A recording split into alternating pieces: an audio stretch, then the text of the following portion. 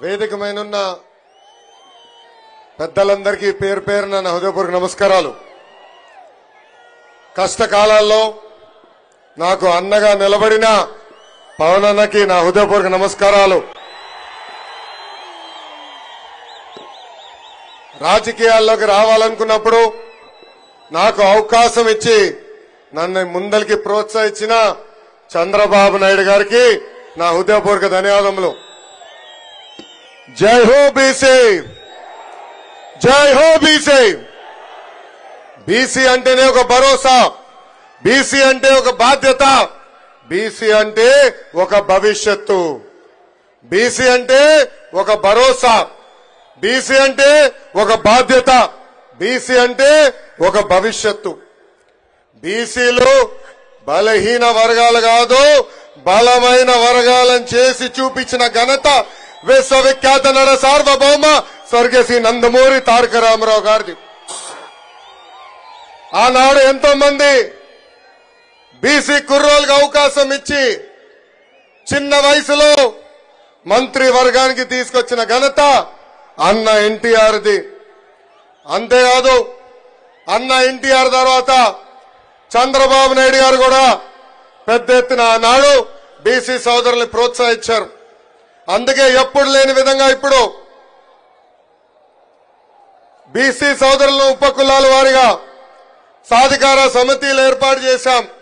దానికి ఒక కన్వీనర్ ఏర్పాటు చేశాం. ఉపకులాల వారిగా బీసీ సోదరులు ఎదుర్కొంటున్న సమస్యలు నేరుగా తెలుసుకునే లక్ష్యంతో ఈ రోజు ఆ సంస్థలు ఏర్పాటు చేశాం.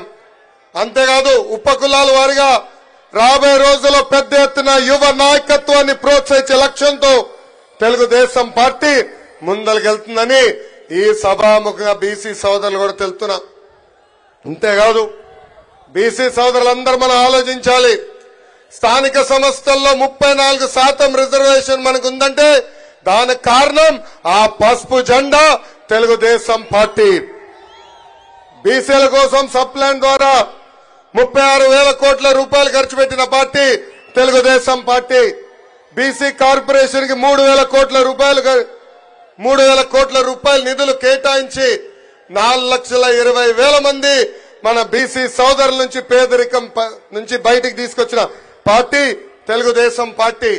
ఆదరణ పథకానికి 1,000 కోట్ల రూపాయలు కేటాయించి పన్నిమోట్లు కూడా అందజేసిన పార్టీ మన party Telugu Desam party. Best available schools, skill development, study circles, విదేశీ విద్య లాంటి అనేక సంక్షేమ కార్యక్రమాలు తీసుకొచ్చిన జెండా మన పసుపు జెండా. చేనేత సోదరులకి, మత్స్యకారులకి, కల్లు గీత కార్మికులకి 50 సంవత్సరాల్లోనే పెన్షన్ కూడా ఇచ్చిన పార్టీ తెలుగుదేశం పార్టీ. ఆనాడు మన ప్రభుత్వ అధికారంలో ఉన్నప్పుడు కేంద్రంలో ఏకంగా బీసీ సోదరుల కోసం ఒక మినిస్ట్రీ ఉండాలని ఆనాడు తీర్మానం కూడా చేసిన పార్టీ మన పార్టీ. కానీ ఈ సైకో జగన్ ముఖ్యమంత్రి అయిన తర్వాత బీసీ సోదరులకి వెన్నుపోటు పొడిశాడు. ఆనాడు ఏకంగా బీసీ సోదరులు వెన్నుముక్క అన్న వ్యక్తి ఈ రోజు బీసీ సోదరులు వెన్నుముక్క ఈ రోజు ఇరగొట్టాడు.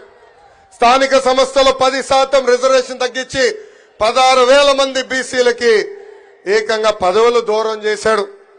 అంతేకాదు ఈ రోజు మనందరం చూస్తే 8,000 ఎకరాల బీసీ సోదరుల అసైన్ ల్యాండ్ ని వెనక్కి తీసుకున్న పార్టీ ఈ వైకాపా పార్టీ. ఆదరణ